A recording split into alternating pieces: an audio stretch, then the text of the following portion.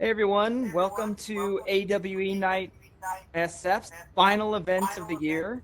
I'm Patrick Johnson, co-organizer of AWE Nite SF and CEO of Rock Paper Reality, and I'll be your MC for tonight's event, focused all on AR and toys. Hey As a Patrick, quick can I aside, interrupt for just a second? yeah. We're getting a bit of an echo. So if people that are not currently speaking could mute themselves, that might eliminate the echo. Sorry for jumping in there, but Yeah, good call. you solved it. Now whoever did that solved it. So thank you. We're good. There we go. Oh yeah, sweet. Because I could hear myself in my own ear, and it was super annoying. So, all right, ready to go. So, as a quick aside, around this time each year, AWE Night SF would normally throw our annual holiday party, complete with booze and food and AR demos and maybe even a few Santa hats. But this is no normal year. So even though we couldn't be together in person this year in San Francisco, the silver lining is Altspace VR has allowed us to bring together the AR community from around the world to celebrate another great year in AR and the end of 2020.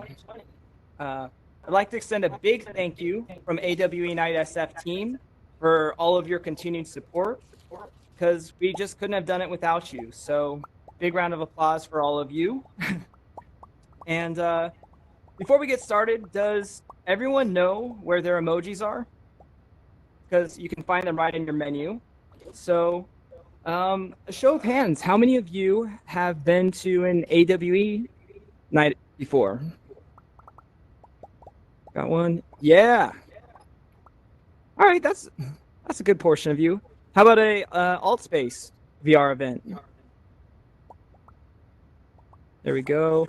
And then how many of you are in VR right now? Nice. Desktop? Any desktops out there? Zero. Okay. Well, cool. And then Jeremy's on desktop. Over to your left. Jeremy. Nice. There we go. There's a desktop. Yeah, I'm on the and then Mac Alpha. It's great. really? Oh, that's awesome. Yeah. And then I guess how many of you are excited for the show tonight? Sweet. All right, well, great, and welcome everybody. So for those who don't know, AWE Night SF is part of the Greater Augmented World Expo and family, and is the world's #1 spatial computing event series with conferences and expos including US, Europe, and Asia, and supports 16 independently run AWE nights around the world. You can join the conversation on all the social channels using hashtag AWE Night SF. So please post about the event. We just surpassed 4,800 members, and we really want to hit that 5,000 mark. So spread the good word. We will be recording tonight's event so you can all relive the awesomeness, and be sure to share it with all of your friends. Alrighty, so now just for a few bits of final housekeeping, all audience members will remain muted throughout the event. And if we have time for Q&As at the end, feel free to raise your hand and we'll go ahead and call on you. So let's go ahead and kick off the show. So we have a fantastic panel for you tonight, moderated by Myoung Kang, co-organizer of AWE Night SF, who will be speaking with Jeremy Patuto, CEO of Gramercy Tech, and Mike Levine, CEO and creative director of HappyGiant, and Bill Charnock, biz dev, comms, and XR innovation at SwapBots and Draw and Code. So please give a warm welcome to all the panelists.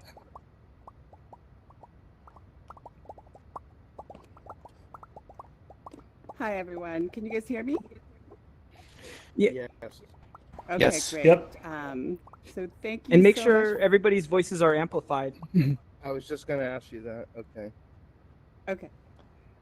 So I want to thank you guys for joining us today, and also thank our great panelists for being here today and sharing their experience and knowledge around AR toys. So let's get started. So I'm gonna just have all of the panelists introduce themselves and talk a little bit about their studio and their work. So who wants to start? I can do. Hey, Myoung, can you hit Hello? the megaphone on your panel? That's just so it's amplified, because I think it's still Okay, coming sure. in a little quiet. Can you guys hear me better? So, Yeah. Yeah, yes. there we go. Okay, yeah. all right. So yeah, I'm Phil Charnock. So I'm from a company. I'm literally in our studio. Do you remember being in offices and studios? I'm actually in here right now. And we're a company called Draw and Code. And we have been creating immersive experiences and products for just about a decade now. Once upon a time, we ventured to AWE. We are from, as you can probably tell, we're not from San Francisco or anywhere around there. We're from Liverpool in the UK, and we came over to come and see what was going on, and we found ourselves inspired to go away and create an augmented reality toy and video game called SwapBots. That's a royal we. I was not the person who invented it. So I work on biz dev and marketing, but I've been here for the whole journey, basically. I am employee number one. That doesn't mean I'm the best, although I like to think so. It means that I've been here for the whole journey, so for just about the last 10 years or so. And we're a company of 20 people. We mainly work with kind of work for hire clients in all sorts of different sectors. There has been some in toys, but anything, there's been automotive, there's been everything. So yeah, basically that's us, Drawing Code and SwapBots. And would you mind just amplifying the voice as well, if you know how to do that, just so it's louder during the panel. Okay. So go in host tools. If you guys click on that.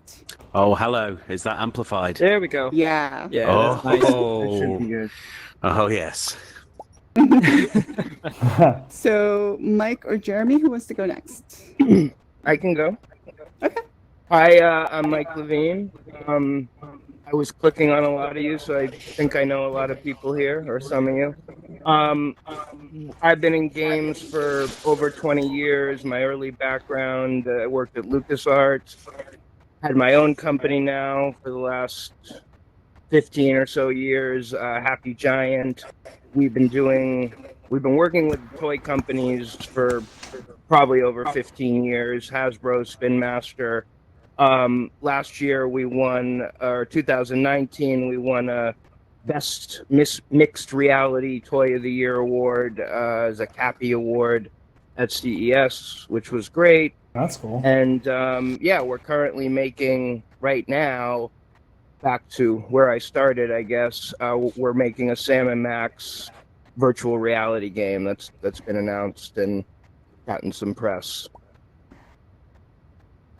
So there you Thank go. you, Jeremy. I didn't realize I was unmuted. Sorry. Now I realized that. Sorry. It's okay, But it that was adds cool. to the dynamics. I'm Jeremy Patuto. I'm the CEO of Gramercy Tech, but I like to say I'm the chief custodian there. Is really what I do.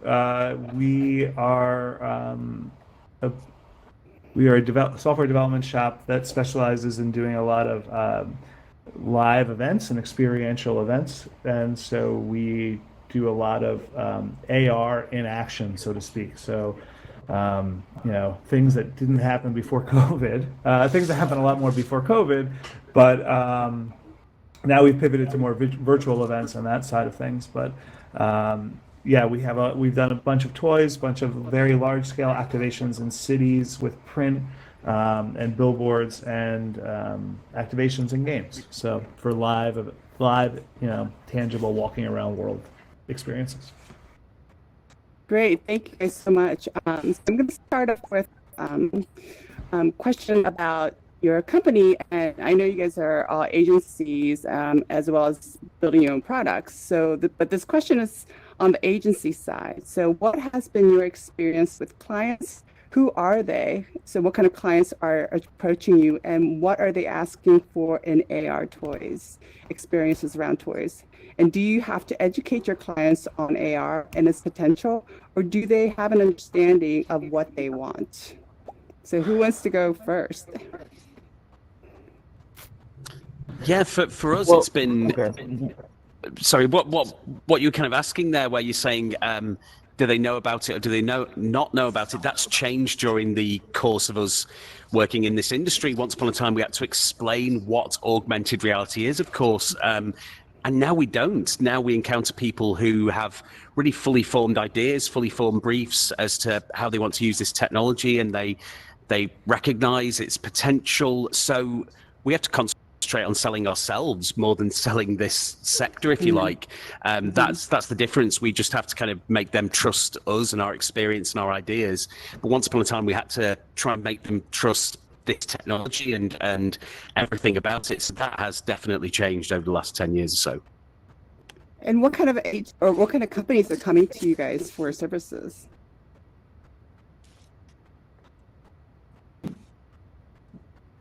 I mean, for us, we've actually been getting a lot of requests in the sports realm, that sort of non-toys, but a lot of web AR, a lot of eighth wall seems to be percolating to the top in all areas. And, I would say back to the first question too, I mean, my experience, it definitely has changed. Like, I think I was at GDC. Well, let's just put it, in 2019, we released, I think, 6 different toy AR apps with different toy companies. Spin Master, Jazzware, WowWee, and I'm probably forgetting another, and there was a few for Spin Master. So when I was pitching to get those projects, 4 years ago, there was complete ignorance about AR. Now there's definitely some knowledge, but I still think quite a bit of hand-holding has to happen, because they've seen things, but they don't necessarily know the true extent of what's possible. Most of the work we've gotten with toys is we usually will build an actual prototype, show them a concept, and they're like, wow, that would really fit with this thing we're doing. So it's often happens organically. I think these days there's always a push and pull within the toy companies, that there's, they're big companies, they have different points of view. And one point of view is always in the toy companies is, let's get back to the basics. Let's get back to toys, right? Let's not worry about all this digital stuff. And then on the other side, you've got the people who are, and obviously I'm kind of more in this camp, that kids have phones, kids have digital devices. So to ignore that is sort of ignoring a huge opportunity to extend the play pattern. And, there's always that cyclical relationship, I think, happening, where you see it kind of bubbling up and then pulling back and bubbling back up again. Yeah, it's definitely cyclical. I will add with that. What I've been seeing more and more for clients, and not necessarily with, as we manufactured some weird things and designed some weird things, but also just like with anything marketing, I think from AR perspective, they're coming back more on what is the ROI question more and more, and we have to educate them if there is a good ROI for what they want to do more and more. In the past, it definitely was like, how do you do this and what is it? What people didn't want to do it because they didn't want to have an app. And now with web AR, which I love, and Mike, I think you and I were at another conference where we're the only people that even knew what web AR was, like at the beginning of this year. It really makes it so much simpler to deploy and push this out and make it part of your digital campaign. So and to add, I'm sorry. No, go. You go. Perfect. No, I was just going to add to what you're saying, and I'm huge fans of both of these guys, by the way, and what they do. But yeah, I mean, I think there's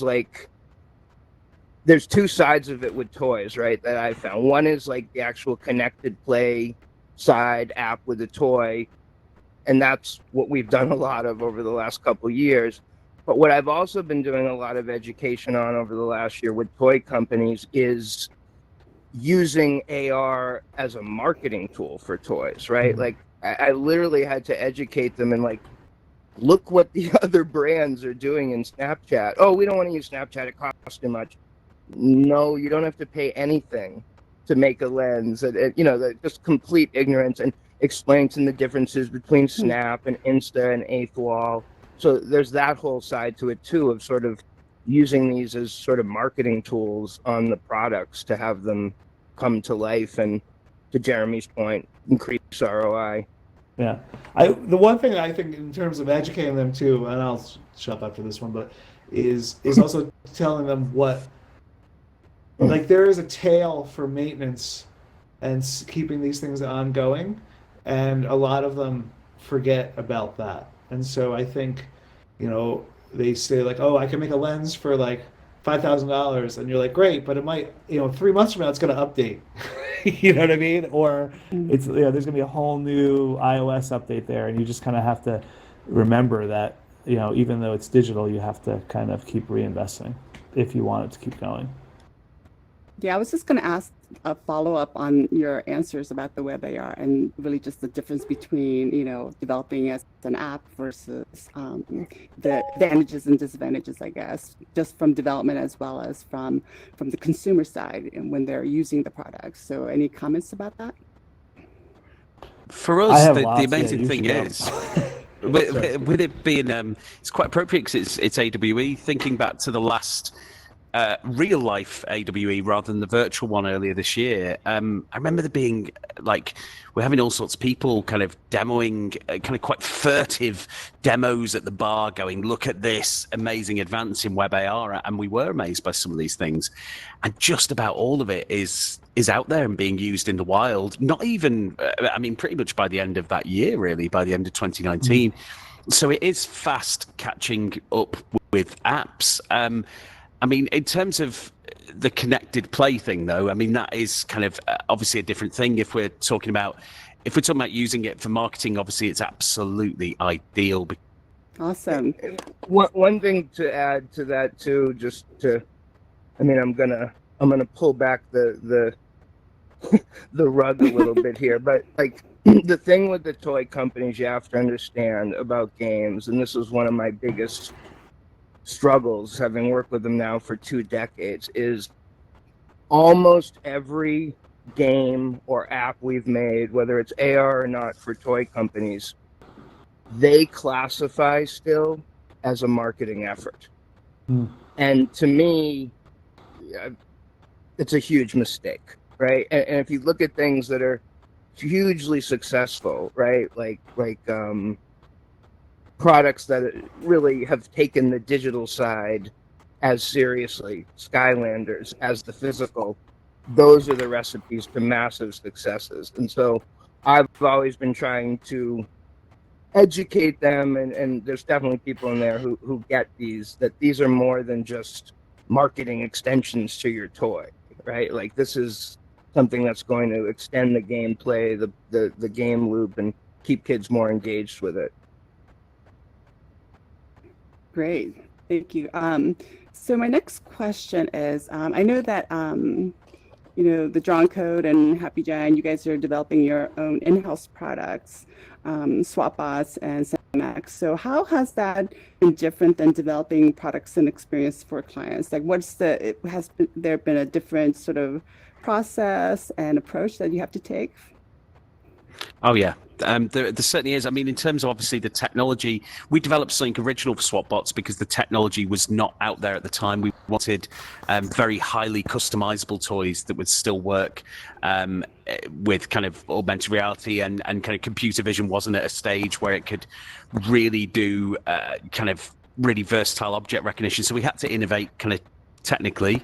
But I mean, the big thing is you've got to deal with the commercial side. And quite frankly, we weren't ready. We had a great idea and we developed incredible technology, but we weren't ready for what lay ahead commercially. We're a lot more prepared for that now. We've had to recruit around that. We've got somebody who's ex-Hasbro, and we've got somebody else who's our CEO, who's basically was one of the people behind the Lego series of games with Warner Brothers Interactive. So we've started to build a team around the commercial side because we're already very capable technically and creatively, but that was the big challenge. Whereas obviously it's a very different thing when a client comes to you. It's a sales job. You have to impress them with your ability. They already know they want something, and you've just got to make sure it's you that provides it with them. It's completely different to go, okay, we need to either market this toy ourselves, get it out there on an Amazon or a Kickstarter in our case, or we've got to start getting into the hands of distributors. We are people from either a video game background or a creative background or a web background. We don't know who toy distributors, toy buyers are. We've certainly got to know a few of them now, but it was completely alien territory to us. And really, perhaps we should have employed people who knew about that a bit earlier, because that has been the big difference. Kind of technically and creatively, it's just about within our wheelhouse. We've pushed ourselves with it, but commercially, it's vastly different to roll out your own product. That's for sure. How about you, Mike? Yeah, I mean, it's night and day. If you're doing something for a client, I mean, we've gotten very good at that over the years, and in a way, even when I worked at LucasArts, I mean, which was where I started, it wasn't, even though we were doing it internally, like, it sort of always feels that way to me, because it's like, here's the brand, here's the Bible, you have to follow it. But it's always different, with client work and toys too, because a lot of times it's a completely new brand. In the early days, when we were doing digital extensions, they didn't even have art Bibles. And so we would have to create those for them. But yeah, what we're doing now with Sam and Max is sort of like it's in between, because it is for ourselves, but it is an existing IP. I don't know if anyone's heard of Sam and Max, but it's a very niche cult audience who is extremely vocal and expects a very high quality bar. So while it is for ourselves and we can do anything we want, we feel this pressure to deliver something great. Awesome. So it's never easy is the answer. So, thank you. So the next question is for Jeremy with your studio Gramercy, and you guys made the AR Monopoly experience. Could you talk a little bit about creating that experience, particularly around the physical implementation in several cities and scaling it? Sure, happy to. So we, for Ally Bank, we set up a digital scavenger hunt with a company called Missing Pieces and Anomaly. And what it was Mr. Monopoly in 6 cities. They had a commercial campaign where he would go and hide Monopoly properties throughout the city.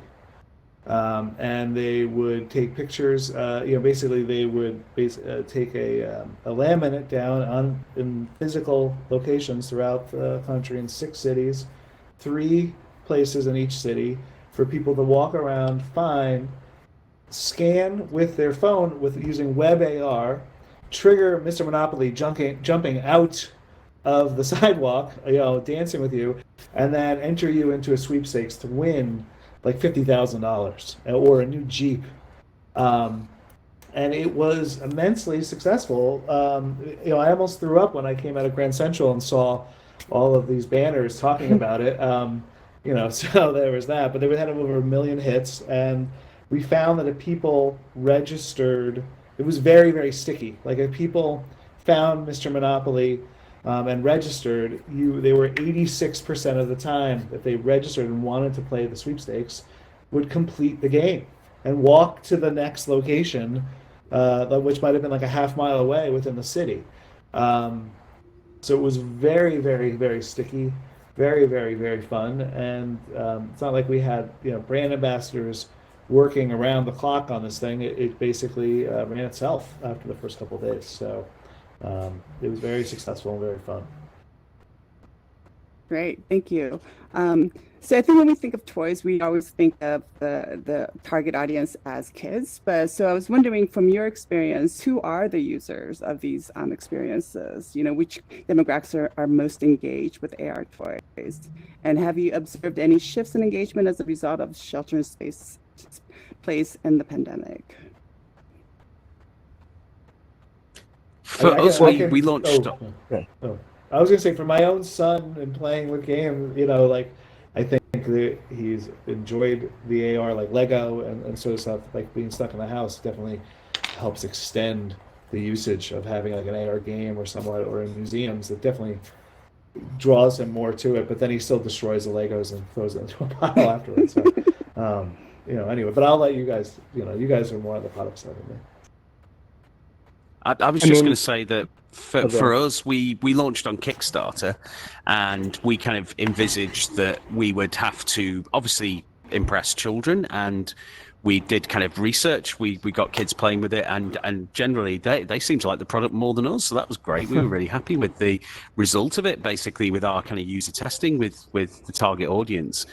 But obviously, when we went on to Kickstarter, so we were expecting we had to impress families, basically. So also the kind of gatekeepers, we had to impress kind of the parents and everything like that, as well as the children. But the actual audience, we just did a little kind of, there was some demographics that we had anyway, and then we kind of did just a bit of a survey of our backers, and they were primarily, I think if memory recalls, they lived in California, they were male, they were 31 years old, they were software developers, and they had no children.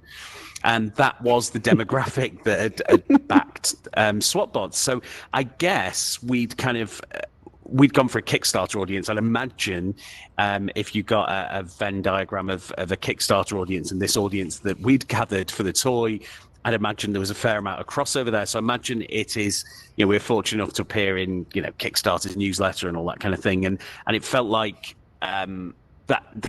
basically we'd ended up kind of selling the toy to those kind of people who would be on Kickstarter anyway, or who would be interested in this new technology, the early adopters and everything like that. So we had quite an odd experience where it was a big hit with kids when we were testing it, but because we weren't in kind of traditional retail spaces, the actual audience that ended up using it was very different indeed. And Mike, you wanted to add something to that? Well, I was going to say, in terms of increased usage during COVID, definitely have noticed that just in the analytics in the app we put out last year. Pretty massive usage in some of the apps we did. Dragamons in particular for Spin Master, I've noticed is very high MAU since COVID started, but not surprising, I guess. But yeah, I mean, I think the age range is all across the board. I mean, there's definitely stuff we've made that's definitely targeted towards a younger demo. At the same time, like with most toys, you sort of can assume or direct them that a parent will be helping them with that. And we were really sure, and I think it's sort of become a trend anyways, if not a necessity or a mandate from Apple, Google, just to put up safety notices before they go into AR and remind them, not to bump into things, etc. But at the same time, last year we made headbands for Spin Master, which was based on a, more grown-up board game. So that was definitely for an older demographic. And I hope I'm not jumping ahead to your next question, but probably one of the things I'm most excited about with AR and toys, which my friends made at VLAN, was the Mario Kart circuit, and I definitely think that's going for a much older demo typically. That's really interesting. I just wanted to point out, when it comes to toys, you're really marketing for both kids and parents, right? Because you have to sell the excitement to the kids, and then you have to sell the value to the parents. So that's really interesting. Yeah, so, absolutely. So coming off of that, what surprises did you find along the way with users or with development?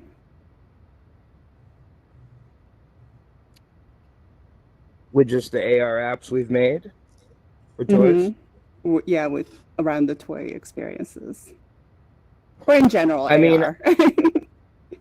I think this is true with all of AR, but it's even more so with toys and younger kids, although, on the other side, many young kids are more technically adept and open-minded than probably their parents, but there's definitely a learning curve we found.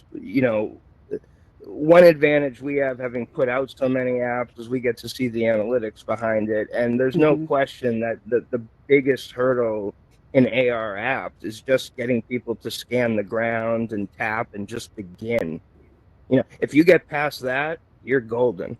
But you'd be amazed at the drop off of people. I've talked to other developers who've told me similar with big AR apps, like people would, they get the camera permissions to come up. Just an utter ignorance, sort of like, what? You want to use my camera? You're going to take pictures of me? No, that kind of stuff. So it's like, you really, and that's why if you look at the evolution of the apps we made in 2019, there was more and more onboarding and hand-holding to help people kind of get through those first few steps, because that just, you can't, and if we had more resources, I've seen other apps that have done full animations, talking characters. I mean, the more you can do to help that, the better. At the same time, if anyone from Apple or Google is listening, they need to make ARKit and AR Core much better. If you look at the quote slam in something like Snapchat, that's how ARKit and AR Core should be. There's no moving your phone around and scanning. It's just tap, bang, you're in the experience. And until we get that, it's always going to be difficult.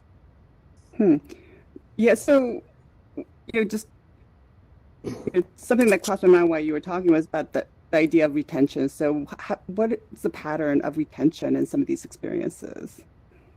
If you get them in, it's off the chart. I think, for at least the initial part, people just love playing with it. I don't know what you guys have found, but I just think if you get someone to activate and actually play with it, they will most likely show somebody else. Yeah, we had a similar experience to your own with what you were talking about with Monopoly. When we were working on a geolocation app. And it's, I think it's something where because you physically invested in it, you've moved around, you feel like you have to see this through. It's like if I was walking to the shop, I'd be pretty unlikely to give up halfway through and not get the reward of the chocolate bar when I got there. And it's certainly, it's all about kind of I think it's about driving engagement, kind of making every step of the way fun, keeping people moving. And it certainly applies to children because they obviously have very short attention spans. Yeah. Hey, Jeremy, can you go on mute? Oh, I'm sorry. That's okay. I could tell it was your speaker that was causing it because your mouth was moving. Your avatar's mouth was moving as Phil was talking. My headphones just kind of janked out, so sorry about that. No problem. I possessed you. So my next question is, I guess, what are some of the biggest lessons learned while developing for AR toys? Like whether it's technology, client infrastructure, level of interest. Do you guys have any thoughts on that?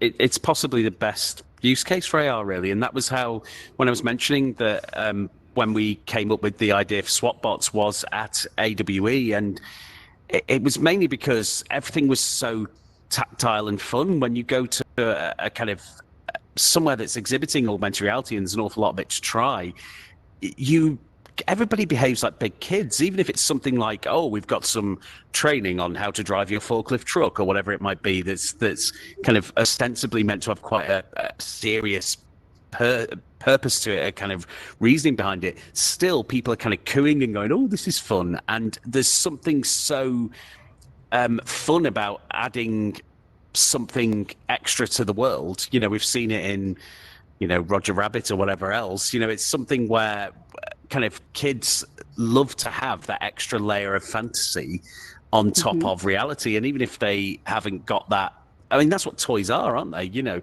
I go into my home and my children have put lots of Lego or Star Wars or whatever it might be on the table, and they have augmented that table. It's no longer a boring table where we just eat a meal there a couple of times a day. All of a sudden, there's a battle going on, or there's some train going through the middle of it, whatever it might be. So I feel like in some ways, kind of toys and play generally is just the very finest way to use this technology. I think there's very few ways, and that's what we felt at AWE. We kind of went, we feel like kids in a sweet shop here, both because we're enjoying ourselves, but just because everything's so tactile and hands-on. This isn't going to a conference about websites where everything feels very flat and very something that's not really part of our world. This just feels like you should be inside something, on top of something, grabbing something, picking something up. It's so tactile. It just is play. The most important thing with AR and toys, in my opinion, and I think you guys are a good example because you were able to build it, from the ground up, is it has to be built organically into the play pattern. When you talk to toy companies, play pattern is a term you hear a lot, and regardless of digital, just even with a robotic toy, whatever it is, there's a play pattern that is associated with that they're trying to steer kids for. And so ideally, if you can come in at the beginning, and I do stress ideally because it doesn't happen that often, you come in at the beginning and design something intrinsic to the play pattern, that's going to be the best thing. When you come in at the end, it's like, oh yeah, we got this toy and we need this AR app for it, and you're trying to tack it on, and sadly that does happen more often than not. It's a much harder situation to make amazing. And I guess that's an advantage when you're developing the toys yourself, right? So you can incorporate that whole process in the beginning. Great. Mike, you mentioned earlier about some of the toys that are successful. So are there any other toys that's out in the market that you think are doing really well or doing a good job with AR engagement? Besides your own, of course. We've really enjoyed, it's the obvious stuff like Lego Hidden Side. I've yet to play Mario Kart Live, but one of our team has got that at home and is kind of raving about it. John, kind of one of our founders, basically, he's kind of saying how great it is. So yeah, I mean that's really mainstream stuff, isn't it? I mean, we were mentioning Skylanders before. I feel like this sector would benefit from another Skylanders, so something that's original. I know Skylanders grew out of Spyro, but I think to many of the kids that generation, that was from the 90s almost when Spyro emerged. So I feel like it's a very different brand, and I feel like we could Spyro was to get the parents to buy it. Oh, okay. So that was just to get basically some reassurance and some familiarity. So in terms of, I feel like a really original product is kind of what we need to be a big success. I say in terms of connected play, I feel like Skylanders is a good example, and it feels like we need that. So it's.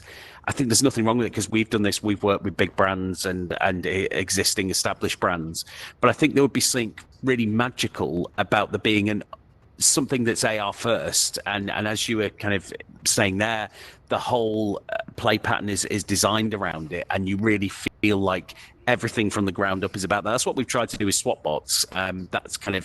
That was our philosophy, that we wanted to bring augmented reality into the narrative world, into what the physical toys actually are. It would all be interlinked with the concept of augmented reality. And yeah, it just feels like that's what I'd like to see. I think there's some really beautiful products out there. I'd love there to be a smash hit toy that is led by AR. It's AR first. I think that'd be an amazing thing to see. Agree. Yeah, I agree. I mean, I think that, I love AR, don't get me wrong, but I do think, like what I see my kids, unless it's baked into the game, part of the experience, it is exactly what you guys have seen. Like if it's an afterthought, they can still play with the Legos without doing the hidden side, and they kind of stop doing it after the first or third play around, I find, from the toy, just because it is also part of something. So something that is a toy that is 100% AR, I think would have a lot of fun and a lot of devotees to it, especially if it had a good, like that's what I haven't seen yet. 100%. So that would be my only thought. What would you consider 100% AR? Like, could you give an example? I don't know. Like maybe what was the game that Luke played on the on the Millennium Falcon with Chewie? Holochess. Holochess. I mean, I'm not saying necessarily that, but like I do think, as a parent, I do think having a phone, giving my phone to a kid, like I want them to not have a phone, so maybe a board game that's all AR or something like that, like would be cool, or something that's a little bit more physical. What's your guys' That's- thoughts on Tilt 5? Yeah, well, we were part of their press release, and we did Hologrid Monster Battle back in the day, which we did with Phil Tippett, who made the scene in Star Wars that you're talking about. Yeah, I mean, we're big fans of Tilt 5. Hopefully, Hologrid's going to come out for it, but with them and when you see those types of glasses, I think you're going to see an explosion in that kind of digital AR board games. But we found it out with Hologrid, and with Hologrid was like our experiment, our initiation into AR, and we brought it to like 6 different platforms, and it was on iOS. It still is twice in terms of a physical version of it, where you played it with cards and put your device up in a stand. And then when ARKit came out, we made a free-to-play version. And really what we found out is board games just really are tough with mobile devices because they're longer form. You're having to hold your device up longer. But when glasses come, we're going to see an explosion. And you're going to be playing with your friends and like this, right? Like across the world, but you'll be in your home and I could have a drink and I could see what I'm doing, but we'll be playing amazing board games come to life. I'm very excited about that. And that's going to be my final question for you guys. So if what do you want to see happen in AR toy space or just AR in general?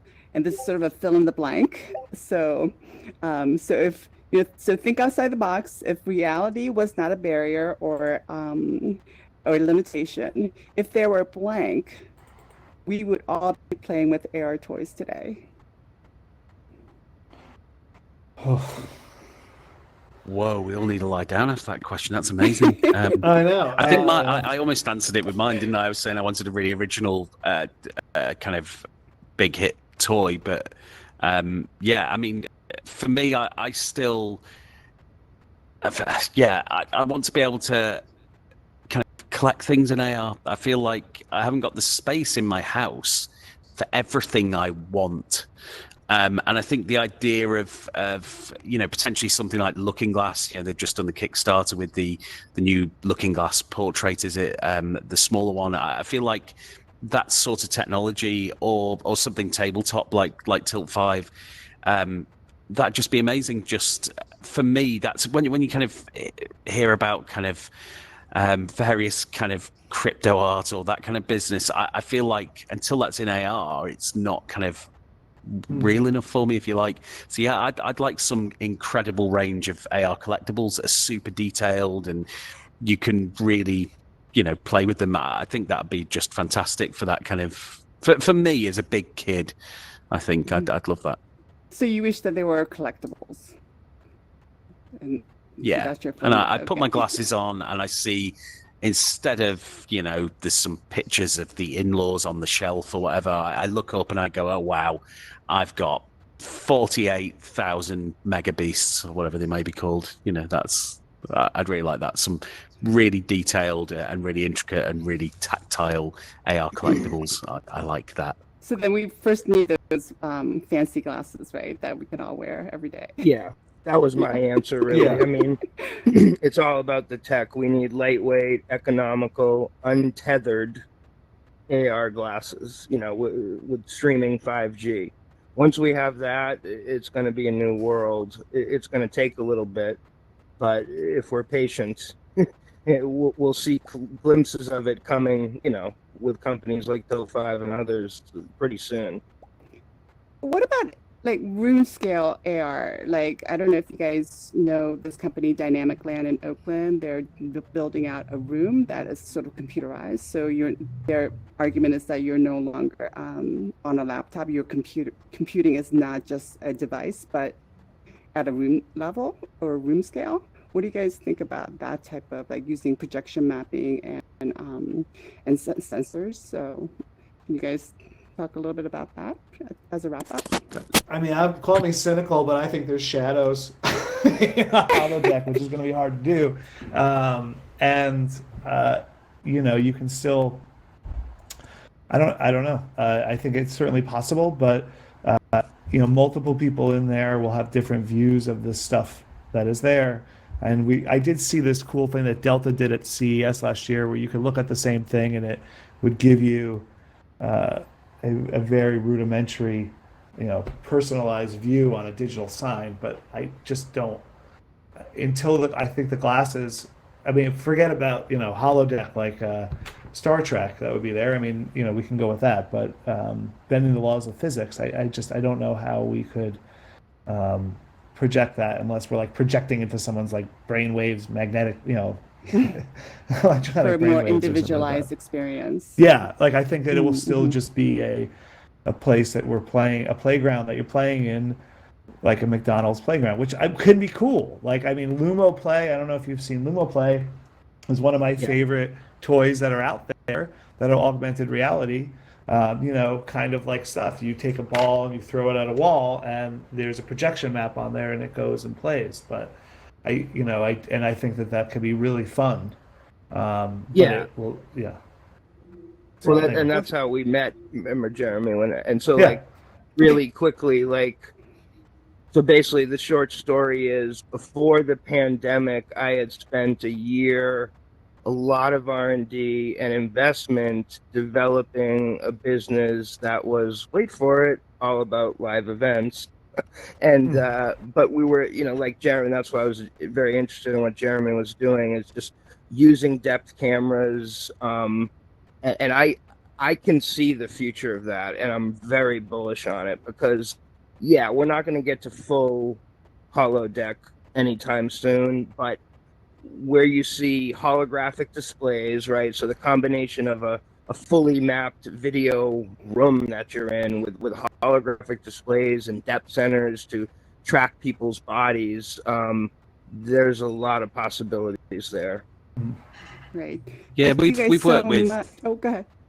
Sorry, I'm just going to say, yeah, projection mapping is something that we've been working on since before Drawing Code started. Really, there's been individuals in the company who've been working with projection mapping, and we discovered augmented reality, roughly around the same time, pretty shortly after we'd worked on our first projection mapping projects. And it always felt like to us it was a very different technology, but it was the same technique. It was about bringing something. It almost feels cliched now, but if you picture the kind of projection mapping on a large building where it looks like the bricks are falling down, all the rest of it.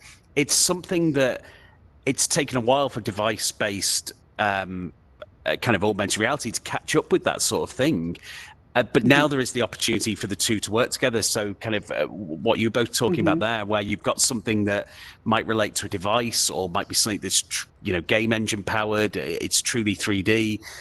There's now that opportunity that projection mapping can combine with these interactive and XR technologies, and it's something that we're really keen on. We've done work around, and it's definitely, it feels like that is the future of events, that and probably events like this in virtual reality, I guess, but definitely the kind of game engine powered large scale room scale, either deviceless or the device is just one part of the experience.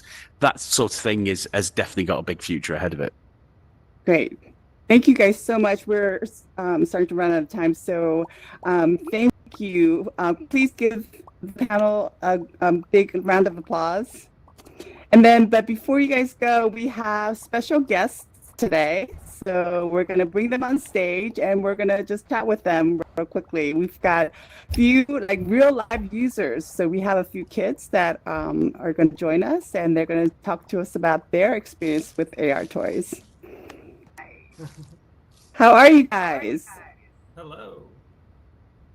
I've met Talia earlier today, but I'm going to have you guys introduce yourselves and maybe give us your name and your age as to start. We're going to unmute you. Hold on. I'll unmute you now. 1 second. So if you click the little button at the bottom and then you just click on the megaphone, then it'll be amplified, so then everybody can hear you better. Actually, I've just amplified the XR kid, so they don't have to do that themselves. Perfect. So go ahead. All right. Okay, you can talk. Say hi. Say your name and your age. Look at the audience. You say hi. You can talk. Talk. Hi. Hi. How are you? Welcome. What is your name? Just saying, my name is Alistair. Uh-huh. I'm 5. Well, how old I am is 5, by the way. All right. You are old. You are. Thank you for joining us today. And how about Okay. you? Talia, you want to introduce yourself? I don't know where she went to. Oh, there she is. My name is Talia, and I'm 10. Thank you for being here. So I just wanted to ask you guys some questions. So what kind of AR toys have you guys played with?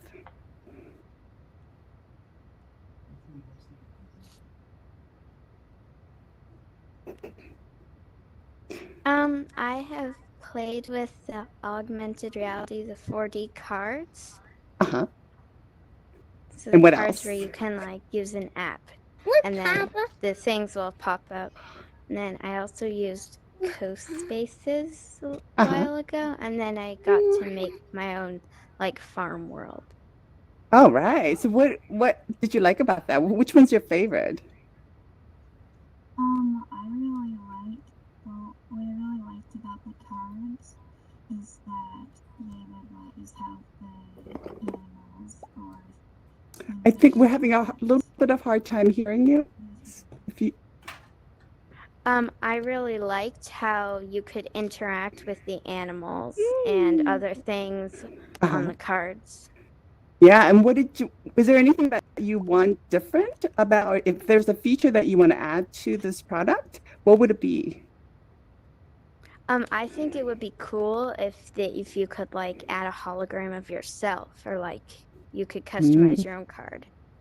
Oh, so that you can actually be an avatar or to be able to get involved in the play itself.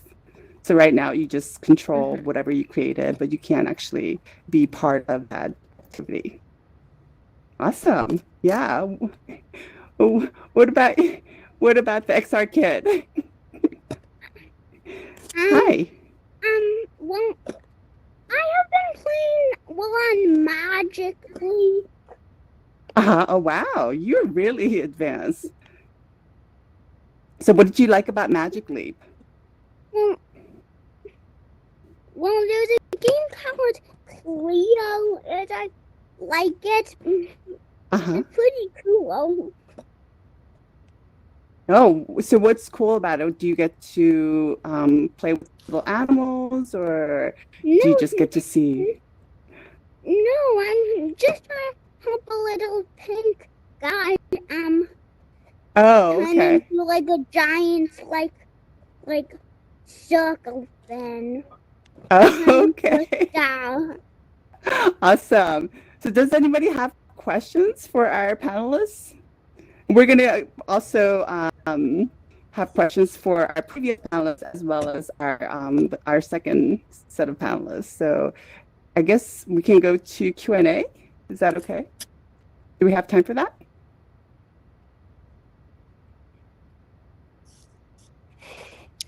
I think that's okay, Myoung. We're at 2:02, which is the official ending time, but we can probably take a question or two. The difficulty there is calling on people and activating their voice, which is something that you can do in the host tool once you identify the person.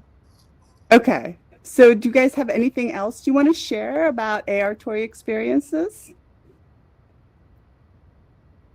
I in 2nd grade, my mom got me the Octoland coloring book, and I was able to color in the people, and then if you scanned it with your phone, then you could see them doing things, but instead of like them just being white or something, or just blank, you could they would be colored as you colored them. Oh, wow. Wow. Yeah, that's such an impressive. And you did this in 2nd grade? That's really impressive. Let's please give a round of applause for our guests. Thank you guys so much.